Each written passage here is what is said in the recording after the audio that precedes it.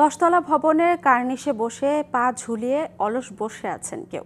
চোখে মুখে ভয় তো নেই, বহুতল ভবনের কার্নিশে বসে উপভোগ করছেন অবসর। ঝুঁকিপূর্ণ ও দুঃসাহসিক এমন কাজ অবলীলায় করেন জাকিয়া রায়হানা। রাজধানীর ধানমন্ডিতে হরহামেশা তাকে বসে থাকতে দেখা যায় 10তলা ভবনের কার্নিশে। জাকিয়া বলছেন, উচ্চতা ভীতি না থাকায় এমন কাজ করতে পারেন সহজেই, তবে তাকে দেখে অন্য কেউ যেন হুজুগে এমন কাজ না করে সে বিষয়ে সতর্কও করেছেন তিনি।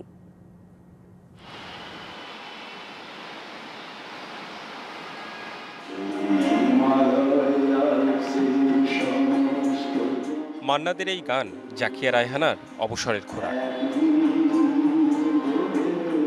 পেশায় গৃহিণী হলেও সৃষ্টিশীল সব কাজের সাথে যুক্ত তিনি।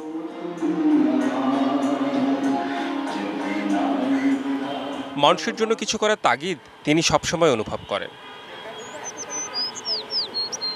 প্রকৃতির সাথে নিজের জীবনের নানা বাঁকের তুলনা করতে ভালোবাসেন জাকিয়া।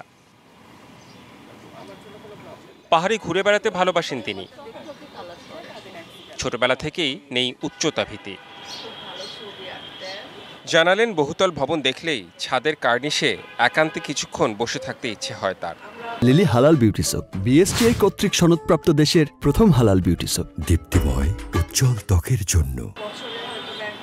কেন এমন অদ্ভুত শখ, শোনা যাক জাকিয়ার কাছ থেকে।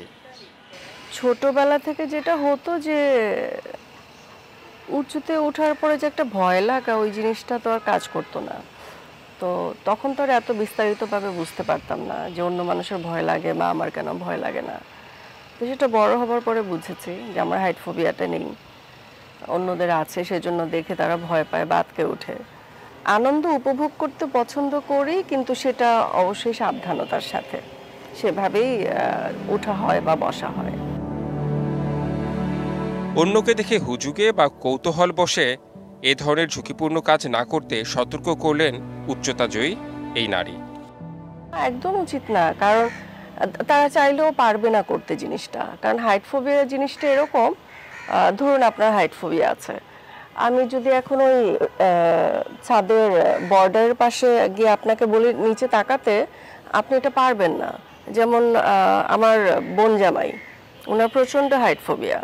তো আমার বিল্ডিংয়ের যে বারান্দাগুলো, ওগুলো আমি জেলখানা বানাইনি, অর্ধেক পর্যন্ত গ্লাস দেয়া, উপরটা গ্রিল দেইনি। উনি বারান্দাতে পর্যন্ত যেতে পারেন না, কিন্তু রুমের বাইরে উনি পা ফেলতে পারে না। ওনার মনে হয় যে এটা ভেঙে পড়ে যাবে। এটা খুবই বিপজ্জনক একটা কাজ।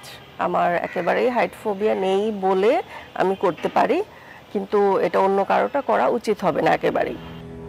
বিশ্বজুড়ে এমন অনেক অদ্ভুত শখের খবর পাওয়া যায় নেট দুনিয়ায়। বেশিরভাগ ক্ষেত্রেই এসব শখ পূরণে তারা নিজেদের তৈরি করেন ব্যাপক প্রশিক্ষণের মাধ্যমে।